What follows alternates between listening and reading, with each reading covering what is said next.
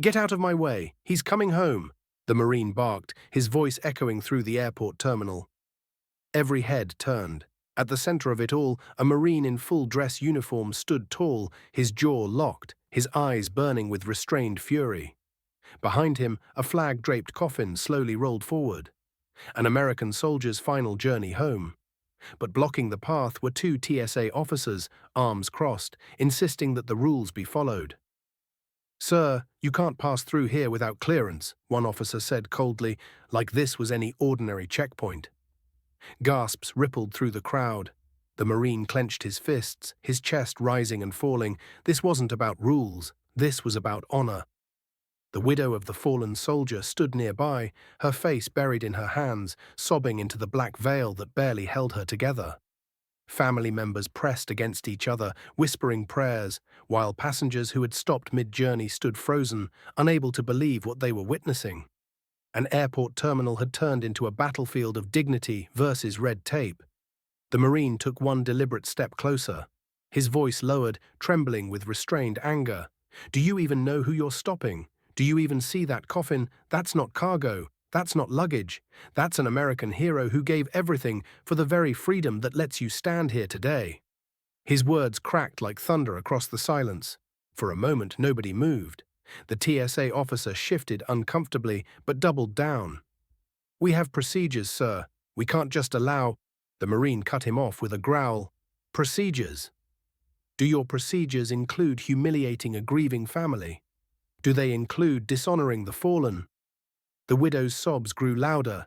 The crowd murmured angrily now, the injustice striking every heart like a blade. And then, like a floodgate breaking, one man from the crowd stepped forward. He was a stranger in a business suit, tears welling in his eyes. "Let him through," he shouted. Then another voice rose, "Let him honor his brother." One by one, voices joined, the crowd building into a chorus. The airport, once buzzing with ordinary travel noise, now roared with outrage. The TSA officers looked around, suddenly surrounded by hundreds of glaring eyes. The Marine didn't flinch. His hand rested on the coffin as he whispered under his breath, "Don't worry, brother. I'll get you home." And that's when it happened. The lead officer, still clinging to his authority, stepped forward to block the Marine again. But the Marine leaned down, his eyes inches from the officers, his voice like steel. "Move, or explain to every single person here why a soldier's sacrifice means nothing to you." The silence that followed was suffocating. And then, as if struck by lightning, the officer lowered his arm and stepped aside. The crowd erupted in applause. The Marine straightened his shoulders, his face unreadable, but his eyes glistened as he nodded once to the family and pushed the coffin forward. Halfway down the terminal, the widow reached for his arm. Through tears, she whispered, "He always said you were more than a brother to him. Thank you." The Marine froze, his lips trembling, then placed his white-gloved hand gently on the coffin. His backstory began to spill silently in that moment, not through words, but through the weight he carried. Because this wasn't just any fallen soldier. This was his best friend since childhood. They had enlisted together, survived boot camp together, fought shoulder to shoulder overseas. And when an ambush broke out on a dusty road thousands of miles away, his friend pushed him out of the blast zone and took the hit himself.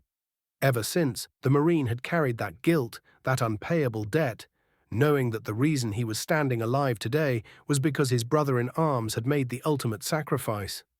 Now nothing, not policies, not checkpoints, not even the weight of the world, was going to stop him from walking beside that coffin until his brother was laid to rest with the honor he deserved.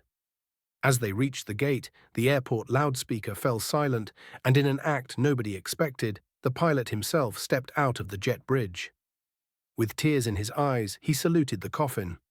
Flight attendants stood with hands over their hearts. The crowd bowed their heads. For a fleeting moment, strangers from every background, different ages, races, and beliefs were united by one undeniable truth: respect for sacrifice. The Marine turned back to the officers who had tried to block him. His voice was softer now, but sharp as glass. "Remember this day. Remember that rules without humanity are nothing but chains." The TSA officers lowered their eyes, ashamed. When the coffin was finally loaded with reverence onto the plane, the Marine stood tall, saluted sharply, and held it until the last corner of the flag disappeared from view. As he dropped his hand, the entire terminal burst into applause. Strangers hugged the grieving widow, children waved little flags someone had pulled from their bag, and the Marine's face broke. Not in weakness, but in release. His brother was going home, and as the crowd slowly dispersed, one truth hung heavy in the air. Sometimes it takes just one man's courage to remind the world of what honor truly means. Rules exist, but humanity must always come first. Heroes should never be dishonored by the very country they died protecting. Before we end this story, let us know in the comment, where are you watching from? If this story touched you, subscribe to the channel, hit that like button, and drop a karma in the comments below.